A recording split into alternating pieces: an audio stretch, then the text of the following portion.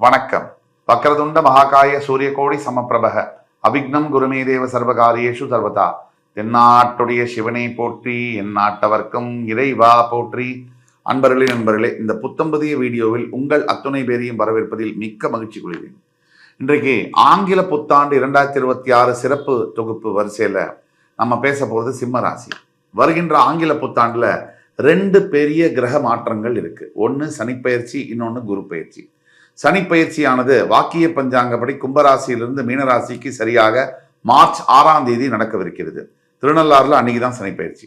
அதே மாதிரி ஜூன் 2ஆம் தேதி மிதுன ராசியிலிருந்து குரு பகவான் பர்மனண்டா கடகராசிக்கு பெயர்ந்தெடுப்பார். இதுதான் இந்த 2 விஷயங்களும் 12 ராசிக்காரர்களுடைய நம்மளுடைய வாழ்க்கையில எந்த மாதிரியான மாற்றங்களை கொண்டு வருது அப்படிங்கிறத பற்றி தான் நம்ம பார்க்க போறோம். அந்த வரிசையில் இன்னைக்கு சிம்ம ராசி, காலபுருஷ தத்துவத்துக்கு 5ஆம் வீடு சிம்ம ராசி. சூரிய பகவானை அதிபதியாக கொண்ட இந்த வீடு சிறப்பான ஒரு வீடு. சிம்மராசியை பொறுத்த வரைக்கும் வாழ்க்கையில சோதனையும் வேதனையும் அப்படிங்கிறது புதுசு இல்லை. பிறக்கிறதுலேருந்து கடைசி வரைக்கும் முண்டி அடிச்சுட்டு ஜெயிக்கிற ஒரு ராசி. என்ன வேணா நீ அடி, எவ்வளவு வேணா கஷ்டப்படுத்து, மறுபடியும் ஜெயிச்சு காமிப்பேன் அப்படின்னு சொன்னா அவர் சிம்மம் தான்.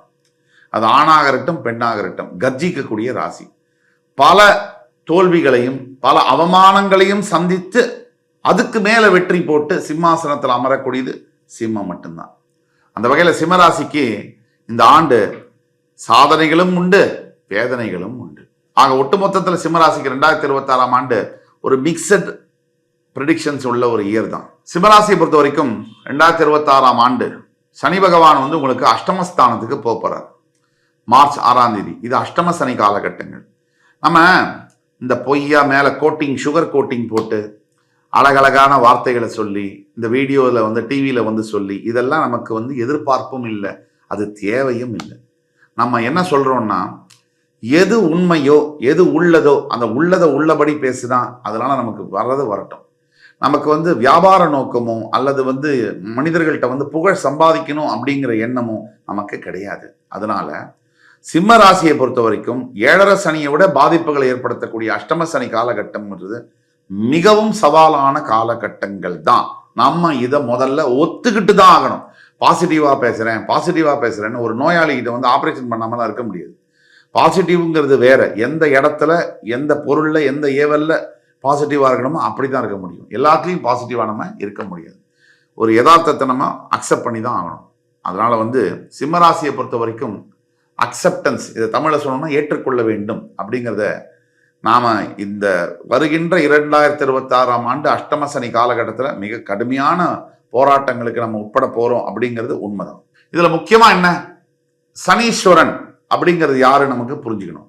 சனீஸ்வரன் நமக்கு வீட்டில் அப்பா யாரு, இல்லை வீட்லயே ஒரு யாரையா திட்டணும்னு வச்சுங்க, சனியே உன் வாயில சனி, இப்படிதான் பேசுவோம்.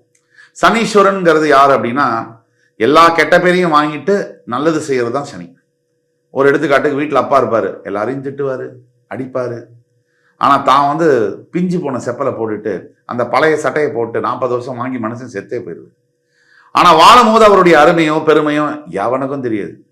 அந்த ஆள் இல்லை அப்படின்னா தான் அவருடைய சட்டை வாசம், அதை பத்தி நினைச்சு அழாத ஒரு மகன்களோ மகள்களோ இருக்கவே முடியாது.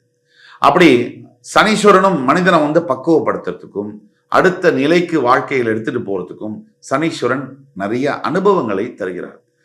சில புத்தியற்ற நபர்கள் அதை அடியாகவும், சில புத்தியுள்ள நபர்கள், ஞானம் உள்ளவர்கள் அதை அனுபவமாகவும் பார்க்கிறார்கள். 2 பேருக்கும் ஒரே பலன்தான். நம்ம எப்படி எடுத்துக்கிறோங்கிறத பொறுத்து தான் நம்மளுடைய வாழ்க்கை அமையுது. அப்படிப்பட்டதுல பார்க்கும்போது அஷ்டம சனி காலகட்டங்கள்ல நீங்க அனுபவமா எடுத்துக்கணும், அடியாக எடுக்கக்கூடாது. கிட்டத்தட்ட ஜூன் 2ஆம் தேதிக்கு முன்று நீங்க ஏதாவது சேர்த்து வைக்கணும், பொருள் எல்லாம் வச்சுன்னா சேர்த்து வச்சுக்கிறது நல்லது. ஜூன் 2க்கு பிறகு கொஞ்சம் பணத்துல கடுபடி ஏற்படும். இதை நம்ம கணக்கில் எடுத்துக்கிட்டு தான் ஆகணும். இப்ப ஜூன் மாதம் 2ஆம் தேதிக்கு பிறகு குரு பகவான் 12ஆம் இடத்துல உச்சம் பெறுவார். இப்போ 11ல குரு இருக்கும்போது லாபம்னு சொல்றோம். 5ஆம் அதிபதி 12ல மறையிறது அப்படிங்கிறது சில பிரச்சனைகள் தான்.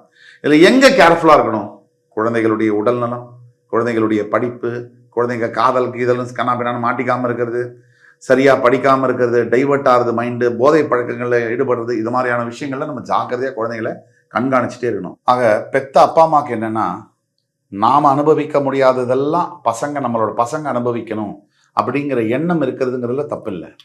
அதுக்காக எங்க பசங்களை ஒழுங்குபடுத்தணுமோ அந்த இடத்துல ஒழுங்குபடுத்துறது இல்லை. நீங்க தவறாக எண்ணக்கூடாது. அதாவது வீட்டில் அடி வாங்காத குழந்தைங்க வெளியில் அடி வாங்குவாங்கன்னு சொல்லுவாங்க.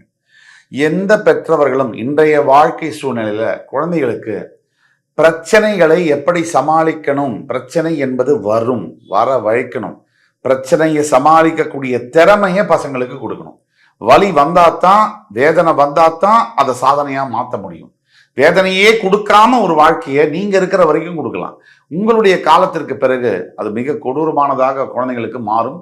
அது பெற்றவர்கள் நீங்க செய்ய வேண்டிய கடமையை செய்யாத போனது மாதிரி ஆயிடும். ஆக சிம்மராசிக்கு 5ஆம் இடத்துக்கு அதிபதி 12இல் மறைஞ்சு உச்சம் பெறுகிறார். அதனால குழந்தைகள் சமாச்சாரத்துல கேர்ஃபுல்லா இருக்க வேண்டிய அவசியம் உண்டு, எல்லா பெற்றோர்களுக்கும் உண்டு. அதாவது கையில பணம் இருக்கும். இந்த குரு பயிற்சி ஜூன் 2க்கு பிறகு கையில பணம் இருக்கும். ஆனா அந்த பணத்தினால ஏதாவது யூஸ் பண்ண முடியுமா, பெனிஃபிட்டா இருக்க முடியுமா? டெட் மணி என்று சொல்வதை போல அந்த பணம் சேமிப்புல தான் இருக்குமே தவிர அந்த பணத்தை அனுபவிக்க முடியாத ஒரு சூழ்நிலை இருக்கும்.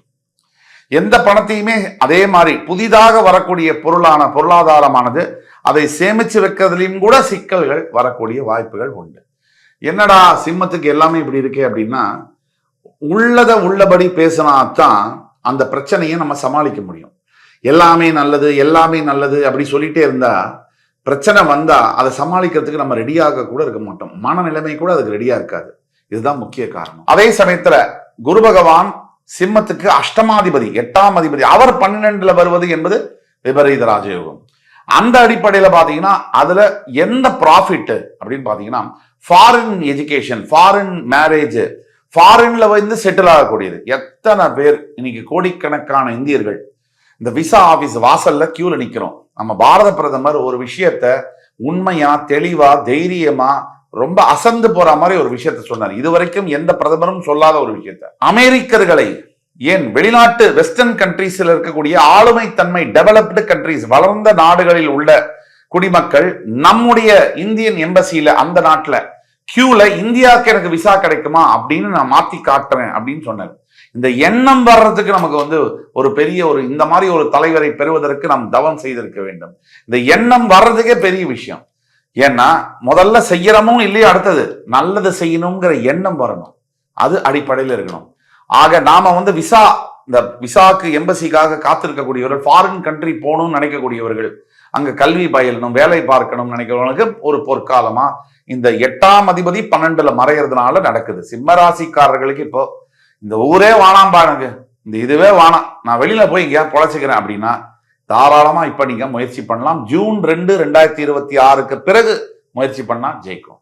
தவிர இந்த அஷ்டம சனியுடைய தாக்கம் அதை பத்தி நிறைய பேசியிருக்கோம். குடும்பம் மற்றும் ஹெல்த், அதாவது ஆரோக்கியம், இதுல எப்படி இருக்கும் அப்படின்னு ஒரு சுத்து பார்த்தோம்னா, அஷ்டம சனி காலகட்டங்கள் ராசியின் 8ஆம் இடத்தில் சனி இருக்கும் பொழுதே ஆரோக்கியத்துல அவர் கை வைப்பார். சிம்மத்துக்கு பொறுத்த வரைக்கும் ஆரோக்கிய பிரச்சனை என்பது புதிதல்ல. நீங்களே தாம்பாளம் வச்சு வா வான்னு கூப்பிடுறது தான் வியாதிகள். ஏன் அப்படின்னா உங்களுக்கு நேரத்துக்கு சாப்பிட்றதுல அக்கறையே கிடையாது, உங்களுக்கு நேரத்துல தூங்கணுங்கிறத பத்தி கவலையே கிடையாது. சிம்மம் ரியாக்டிவான ஒரு ராசி, அதாவது ப்ரோஆக்டிவான ஒரு ராசி அல்ல.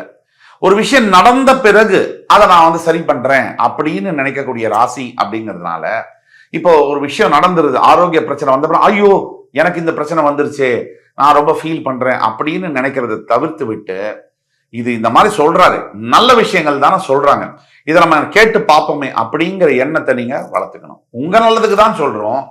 வருங்காலத்துல இந்த அஷ்டம சனி காலகட்டத்துல தவறான நேரத்துல சாப்பிடுறது, தூங்குறத முதல்ல தவிர்க்கணும். இதுக்கு அப்பாற்பட்டு ஏதாவது பிரச்சனை வந்துன்னா உடனடியா மருத்துவர் அணுகி அந்த பிரச்சனை என்னங்கிறத நம்ம தீவிரமா விசாரிச்சு பார்க்கணும். 1க்கு 2 டெஸ்ட் 2 இடத்துல எடுத்து அது ஓகே ரெண்டும் ஒரே மாதிரி இருக்கா கம்பேரிசன் பண்ணி பார்த்து வைத்தியம் பண்ணிக்கிறது நல்லது. அதே மாதிரி குடும்பம் விஷயத்துல அஷ்டம சனியுடைய காலகட்டங்கள்ல மிகப்பெரிய சிக்கல்கள் எப்படின்னா, இந்த அஷ்டம சனி காலகட்டங்கள் தான் மைண்டு தவறான பாதைக்கு போறதுக்கு உந்தக்கூடியதாக அமையும். நல்ல ஒரு பாதையில நம்மளுடைய புத்தி வேலை செஞ்சுட்டு இருக்கிற இந்த நேரத்துல இந்த அஷ்டம சனி காலகட்டத்தில் மைண்ட் தவறான பாதையில போகுது, முயற்சி பண்ணுது. எப்படின்னா தவறான முடிவுகளை சிந்திக்கிறது. எப்பவுமே ஹஸ்பண்ட் அண்ட் ஒய்ஃப்ல சண்டை நடக்குது. ஒரு நாள் அந்த கணவனுக்கு தோணுது, இன்னைக்கு சண்டை போட்டா இந்த வார்த்தையை சொன்னா இவளை சும்மா விடக்கூடாது, இவளை வீட்டை விட்டு வெளியில அனுப்பணும், இல்ல நாம வீட்டை விட்டு சொல்லாம கொள்ளாம வெளியில போகணும். இந்த சிந்தனை திடீர்னு ஏன் வரணும்? நேரம். விநாச காலே விபரீத புத்தி. நமக்கு நேரம் சரியில்லைன்னா நம்ம எண்ணங்களும் சரியா இல்லை. இதனால தான் எப்பவுமே நடக்கிற சண்டையில கூட ஒரு நாள் அந்த பிரிவு என்பது ஏற்பட்டு விவாகரத்து வரைக்கும் அதை தூக்கிட்டு போகுது. இதை நீங்க அலர்ட்டா புரிஞ்சுக்கணும். கான்சியஸா உங்களுக்கு இந்த அவேர்னஸ் இருக்கணும். நீங்க இது மாதிரி நமக்கு நேரம் சரியில்லை, இந்த நேரத்துல எவ்வளவு கோவம் வந்தாலும் ஒரு டம்ளர் தண்ணியை குடிச்சிட்டு நேரம் வெளியில வீட்டை விட்டு போயிட்டு 3 மணி நேரம் 4 மணி நேரம் கழிச்சு சத்தம் இல்லாம படுத்துக்கிறது நல்லது. ஏன்னா ஏதாவது வாக்குவாதம் பண்ணா அது அப்படியே பெருசாயிட்டே போகும். சின்ன விஷயங்கள் தான் இன்றைய அளவுல குடும்பங்களை பிரிக்கிறது. பெரிய விஷயங்கள் அதை பத்தி யாரும் கண்டுக்கிறது இல்லை. சின்ன விஷயம், பெரிய விஷயங்கள்னா என்ன? குழந்தையுடைய எதிர்காலம், நம்ம பெத்த குழந்தைங்க, அதை பத்தி யாரும் கவலை இல்லை. நம்மளோட ஈகோ, நம்மளை இப்படி சொல்லலாமா, என்ன இப்படி பேசலாமா, இதுதான் முக்கியமா இருக்கு. இதை தவிர்த்து இந்த மாதிரி கஷ்ட காலகட்டங்கள்ல ஸ்ட்ராங்காவும் பொறுமையாவும் இருப்பது அவசியம்.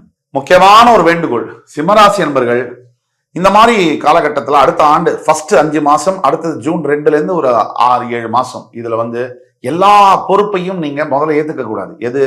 ஜூன் 2க்கு பிறகு எல்லா பொறுப்பையும் தலை மேல போட்டுக்க கூடாது. அப்படி போட்டுக்கிட்டா அதுல சுமைகள் அதிகமாகி செய்ய முடியாத மாதிரியான வாக்கு காப்பாற்ற முடியாத சூழ்நிலைகள் வரும். முதல் 5 மாசம் இந்த பிரச்சனை இல்லை, அடுத்த 7 மாசம் இந்த பிரச்சனை இருக்கு.